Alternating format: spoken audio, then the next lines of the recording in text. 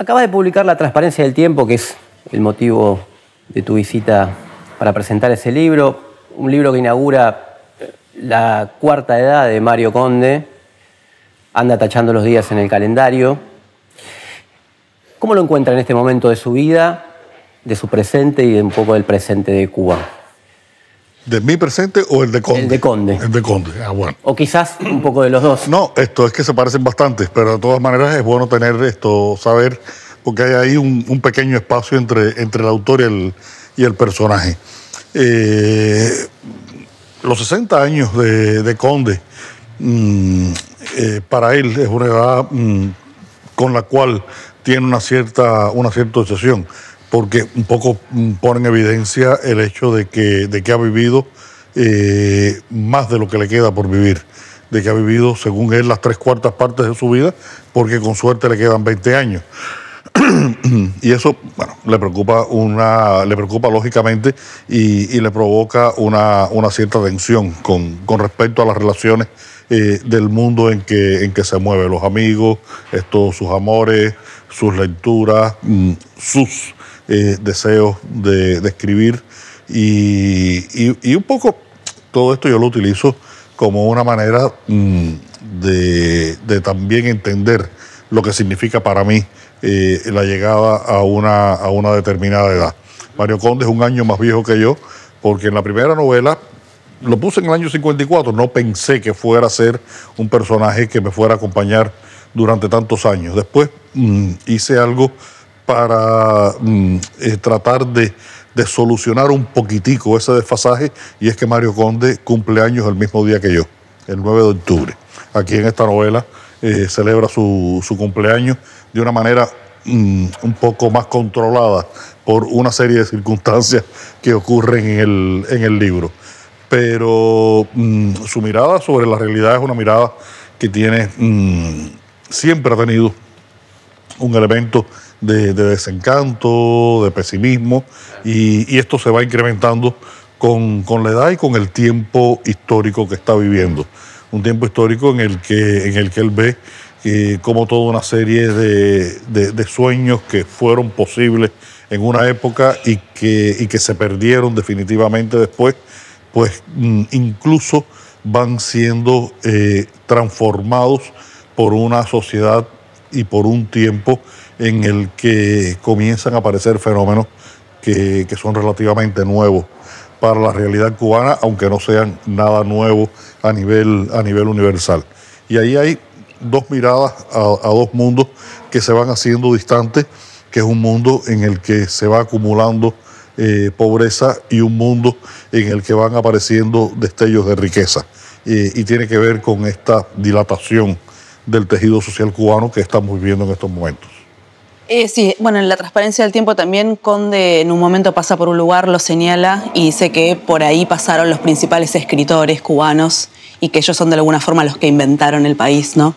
Y por otra parte, en una entrevista escuché que las primeras novelas de Conde las escribiste justo cuando empezaba el periodo especial, un poco para no volverte loco.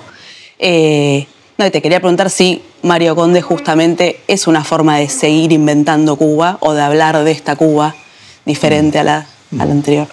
Sí, es muy curioso. No es el único caso, pero posiblemente haya sido el único caso en que en una proporción tan grande un grupo de escritores crearon la imagen de un país.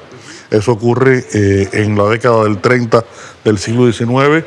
El resto de América se había independizado de España, Cuba seguía siendo colonia, y en el proceso de construcción del país, pues fue necesario que estos escritores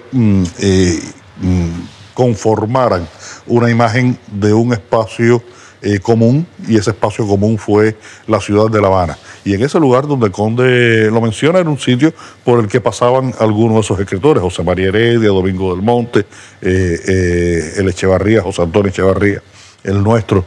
Y la literatura cubana siempre ha tenido un poco, y en especial la novela con respecto a la ciudad y la poesía con respecto a la insularidad, han tenido una función de construcción de este imaginario cubano. Conde entra en un mundo en el cual él tiene conciencia de esa pertenencia literaria, de esa densidad cultural que tiene el país, y yo lo utilizo desde el principio como un testigo de un tiempo, y utilizo sus novelas como una manera de escribir una crónica de ese tiempo, una crónica desde una perspectiva muy generacional, de mi generación, de la generación de Conde, que tenemos experiencias comunes, estudiamos en los mismos sitios, frecuentamos los mismos lugares y tuvimos los mismos sueños. Vivimos las mismas experiencias, los mismos sueños, las mismas decepciones en muchos casos después. Y creo que Conde ha tenido la oportunidad de convertirse en muchos sentidos en la condensación de una manera de ver Cuba desde esa perspectiva generacional. En El hombre que amaba a los perros, que es una novela que ha tenido mucho impacto en Latinoamérica, en el mundo, en la Argentina, particularmente a nosotros que pertenecemos un poco a esa tradición de la izquierda, digamos. Alguna vez dijiste que una de las cosas que te impulsó a escribir esa novela fue el impacto que te provocó visitar la casa de Trotsky en México, la conmoción de haber sabido también que Mercader había vivido en Cuba, inclusive anécdotas sobre eso. Ahora, tus novelas son, sobre todo la saga de Mario Conde, pero en general son como, además de su parte literaria, digamos, una crítica social a lo que fue un proyecto, una utopía y todo lo demás. Y un poco la lucha de Trotsky fue un poco eso también, ¿no? ¿Cuánto hubo también en esa elección del personaje para escribir esa novela, esas dos cosas que se cruzan? Sí, es que yo sentí muy desde el principio que empecé a profundizar en esta historia. Voy un poco atrás. Yo no sé de dónde salen las ideas para escribir una novela. Para mí ese es uno de los procesos más misteriosos. Por ejemplo, a mí me encanta hablar con mis amigos pintores que tienen una forma de imaginación y logran una capacidad de representación que puede ser figurativa o no, puede ser esto incluso con performance, con acciones, que siempre me provoca curiosidad cómo llegan a tener esa idea. Y en el caso de las novelas, pues me pasa lo mismo en el sentido de que de dónde sale la idea para escribir una novela. Y El hombre que amaba a los perros salió de muchos lugares, tiene muchas orígenes posibles, pero que en algún momento condensó en la idea de escribir una novela. Y en ese momento hay un elemento que a mí me parece muy importante, y es que el asesinato de Trotsky es como el punto de no retorno de esa utopía igualitaria. Ya había pasado todo el proceso de colectivización en la Unión Soviética, esa hambruna horrible que hubo en Ucrania, donde murieron millones de personas, todos los procesos de Moscú. Prácticamente Stalin había deshecho toda la vieja guardia bolchevique, pero quedaba Trotsky solito, perdido allá en un país remoto que se llamaba México, y hasta allá llegó el brazo de Stalin para matar a Trotsky. Simbólicamente para mí era como el fin de la posibilidad de construir esa utopía. Y por eso utilizo este personaje, este acontecimiento y todo lo que le rodea en un momento muy complicado de la historia universal. Recuerda que estamos en los años en que comienza la Segunda Guerra Mundial. México de la década de los años 30 es un país que está viviendo los efectos de la revolución, de su propia revolución, en una proporción muy importante con el gobierno del presidente Lázaro Cárdenas. Y todo esto de alguna forma me sirve como espejo para ver el resultado final de lo que ocurrió con esa utopía, toda la desaparición de la Unión Soviética, y centrarlo en la figura de Ramón Mercader y su decepción, su momento en el que empieza a dudar. Todo esto en la novela está visto desde un punto de vista cubano, desde una experiencia cubana. Ese punto de vista, esa experiencia cubana la aportan el que recibe esa historia y la transmite a los lectores, que es un personaje que se llama Iván. Yo siempre digo que Iván, que es un personaje de ficción, es el más real de los personajes de la novela, porque a Trotsky yo lo conozco por los libros, a Mercader lo tuve casi que inventar por la poca información, pero a Iván lo conozco. Iván era un contemporáneo mío, es como un poco como Conde, está ahí en la realidad cubana, y por lo tanto creo que es el personaje más real, y toda la experiencia que él transmite con respecto a esta degradación de la utopía, la pérdida de sueños, la caída de ideales, pues tiene mucho que ver con lo que sentimos y de la manera en que lo vivimos en Cuba.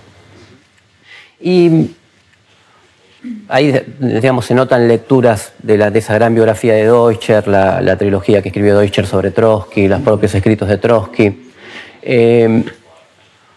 Pero era la expresión como ya un no retorno de la utopía o de la perspectiva de la revolución. ¿Y lo leíste, o cuando estudiaste toda esa historia, lo leíste como una cosa personal, digamos, de Stalin, como un exceso, o como, yo creo que es una cosa meticulosamente calculada desde el punto de vista político, digamos? Stalin era un calculador, eso es indiscutible. Tan calculador es que se hace con el poder en la Unión Soviética en un momento en que no debía haber sido él. Incluso el cargo que oficialmente tenía él de secretario general del partido no era un cargo de una categoría mayor. Y él lo fue convirtiendo en un cargo de una categoría mayor, y fue convirtiendo a todo el aparato partidista, fue creando relaciones de compromiso en todo ese aparato partidista. Es decir, que la capacidad... El secretario general, digamos, ¿no? La capacidad de cálculo, general. Sí, pero el secretario general era como un organizador. Sí. Y él lo convirtió en el que decidía qué ocurría en el partido. Y esa capacidad de cálculo es la que Trotsky no ve en un momento determinado, y provoca la defenestración de Trotsky y el ascenso de Stalin. A lo largo de toda la década del 30, pues Stalin lo que hace es que trata de eternizar y de eternizar su poder y de dominar todas las esferas de la vida política, económica, social de la Unión Soviética. Y Trotsky era como el bastión que le faltaba por conquistar. Y yo creo que se mezcla el cálculo con el odio personal. Trotsky era el revolucionario por excelencia. Venía con toda la historia mítica de la revolución de 1905, era un hombre de mundo que escribía en varias lenguas, había conocido a muchísimas personas, había tenido una actitud heroica durante los primeros años de la revolución, fundador del Ejército Rojo, tenía toda una serie de mitos. Y matar a Trotsky se convirtió en una obsesión. Hay un momento en el que Trotsky prácticamente firma su condena, y data del año 1926, cuando en una reunión del partido le grita a Stalin que está convirtiéndose en el sepulturero de la revolución. Y a partir de ahí el cálculo y el odio personal se juntan y terminan desembocando en este acontecimiento, ¿no? Volviendo un poco a Cuba, sabemos que te preguntan mucho sobre la situación en Cuba, pero vos también dijiste varias veces que no podés funcionar, ¿no?, sin Cuba. Así que es una pregunta un poco obligada para nosotros saber cómo ves este momento después del descongelamiento de las relaciones con Estados Unidos, con el gobierno de Trump. ¿Cómo ves a Cuba hoy? Tratar de hacer un diagnóstico de qué está pasando en Cuba en estos momentos es un ejercicio muy complicado. Además, la historia demuestra, sobre eso escribo en La transparencia del tiempo, la historia demuestra que hay giros en los acontecimientos, coyunturas, rompimientos de una lógica que nadie había esperado. Un elemento importante de lo que pasó en Cuba en los últimos años tuvo que ver con el restablecimiento de relaciones con Estados Unidos, que tuvo como su punto culminante la visita de Obama a Cuba. Todo ese proceso de pronto se congeló otra vez, porque el gobierno de Trump, una de sus... Trump, que es tan impredecible, ha tenido una lógica, por lo menos una lógica en su manera de hacer la política, y ha sido desmontar el legado de Obama. Y en ese desmontaje del legado de Obama cayó Cuba, y las relaciones han vuelto a un punto anterior al que tenían en el momento que comienzan estas conversaciones. Es muy difícil ahora para los cubanos viajar a los Estados Unidos, tienen que viajar a México o a Surinam para pedir la visa en las embajadas. Antes tenían que ir a Bogotá sin garantía de que le den una visa para visitar Estados Unidos. Es decir, que todo se ha complicado mucho.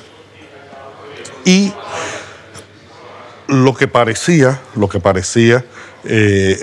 todos los analistas, con respecto a Cuba, los analistas se confunden con mucha frecuencia.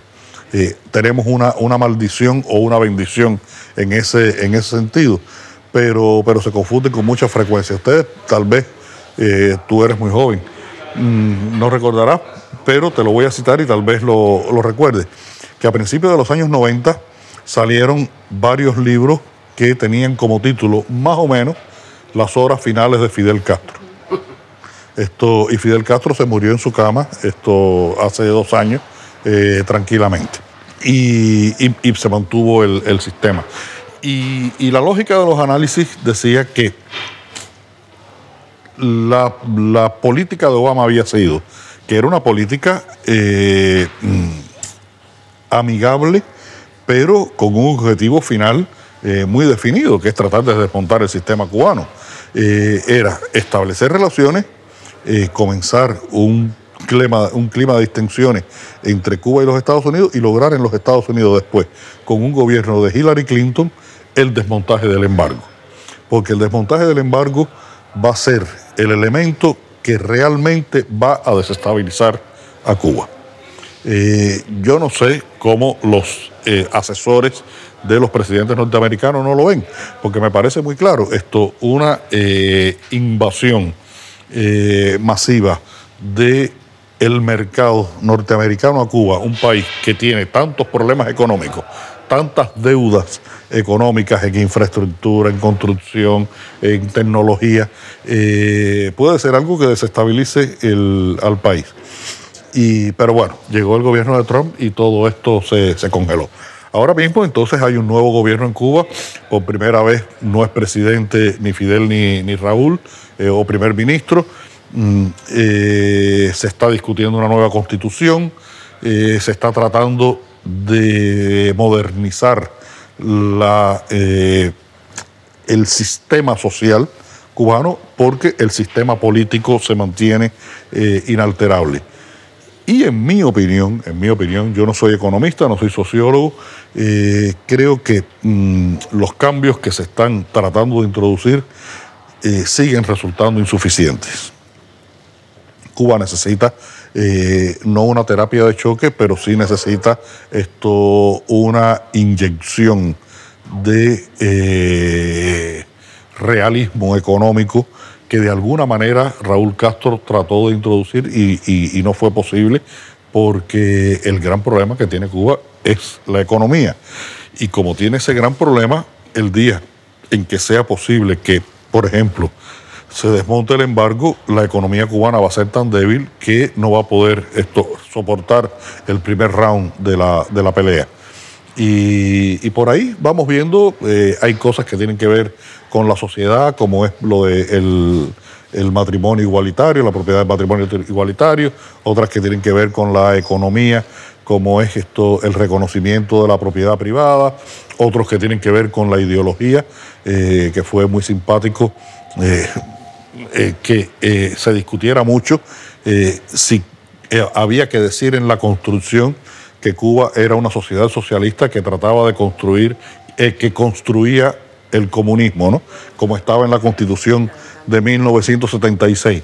Y entonces hubo una gran pelea sobre algo que es pura ciencia ficción, cuando creo que hay tantos problemas reales, actuales y sobre todo de carácter económico y social, porque es una sociedad que no solamente arrastra esos problemas económicos, algunos de los cuales yo hablo aquí en la novela, y después de esta pregunta vamos a hablar de la novela, que tienen origen económico, pero tienen manifestación social. Yendo a la novela, Gracias. ya es la última, sé que no, digamos, de Conde, o todavía le queda... Es la más reciente. Le queda por contar. Yo creo que Conde le queda por contar. Porque espero que yo sea capaz de hacerlo y que la realidad cubana me dé motivos para hacerlo. Con estos libros, esta es la novena novela en que aparece Conde. Hay una que es la anterior, Herejes, en la que él no es el protagonista absoluto, pero aparece en ella con una cierta importancia, y son libros que han recorrido temporalmente desde la década del 80 hasta el presente, con algunos saltos al pasado que pueden llegar a los años 50 en una novela como La neblina del ayer, o al siglo XIII en una novela como La transparencia del tiempo. Pero yo creo que Conde me ha sido muy útil a la hora de poder reflejar no solamente la sociedad cubana, la realidad cubana, sino también de poder entrar en otros asuntos que tienen mayor permanencia y mayor profundidad. En una novela como Adiós Hemingway se habla mucho de lo que significa el final de la vida de un escritor. En una novela como Herejes se habla mucho del tema de la libertad, desde el artista y desde el individuo común y corriente. Aquí en La transparencia del tiempo, del fenómeno del paso de la historia y la conciencia de cómo somos objetos de la historia nos mueve, y sobre todo que únicamente tenemos conciencia de ese proceso cuando lo miramos en perspectiva. Cuando estamos viviendo la historia, pues no tenemos esa misma mirada, pero nos está ocurriendo lo mismo. Entonces, como no solamente se alimenta de realidad, sino se alimenta de preocupaciones que son mucho más permanentes y trascendentales, pues creo que Conde me va a seguir sirviendo y me va a seguir acompañando.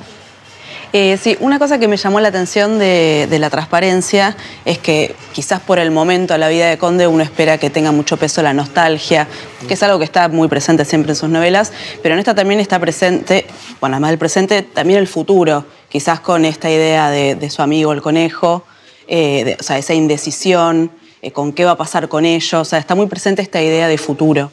¿Es por algo en especial, o sea, o simplemente un recurso? No, yo creo que Conde, a pesar de ser tan nostálgico, recordador, pesimista, es alguien que tiene preocupaciones de futuro. Es alguien que proyecta una mirada desde lo interior y de ese círculo que lo rodea, y también de la sociedad en que vive. Aquí en esta novela hay un elemento que creo que es muy importante, y es esos dos recorridos que hace Conde por dos Habanas que parecen antagónicas, dos Habanas que parecen no comunicarse. Para un ciudadano de Buenos Aires, sabe que ese mundo existe de esa manera. Sales de las zonas favorecidas de la ciudad y puedes entrar en zonas donde la gente vive en condiciones muy precarias. Pero es que eso no ocurría en Cuba. En Cuba yo vivo en un barrio que está en la periferia de la ciudad, y tengo vecinos médicos, compañeros míos que son ingenieros industriales, amigos míos del barrio de toda la vida, ingenieros industriales, geógrafos, cibernéticos, en fin, que había una igualdad de posibilidades en una sociedad pobre porque nos faltaban, teníamos muchas carencias, pero había una igualdad de posibilidades. Y ahora ha empezado a verse hasta qué punto esa igualdad se rompió y se está creando estos dos universos que creo que lo dejo muy claro en la novela. De pronto no tienen comunicación, o tienen comunicación por las vías más sórdidas. Ese muchacho que se convierte en amante de un personaje que tiene acceso a determinados bienes y determinadas posibilidades y lo hace finalmente como una forma de prostitución masculina prácticamente. Y eso tiene algo a nivel dramático, a nivel del novelista, tiene algo a favor y en contra. La realidad cubana es tan peculiar que uno tiene que tener cuidado a la hora de reflejarla porque a veces tienes necesidad de explicar algo. Y la novela no está para explicar las cosas, pero esta situación en la que la sociedad cubana se va pareciendo cada vez más a otras sociedades, te evita explicaciones aparentemente, pero como es un proceso diferente al que ha ocurrido en otros países, pues tienes que terminar explicando. Y entonces, mira, no solamente es complicado tener que explicar la realidad cubana, también escribirla es complicado.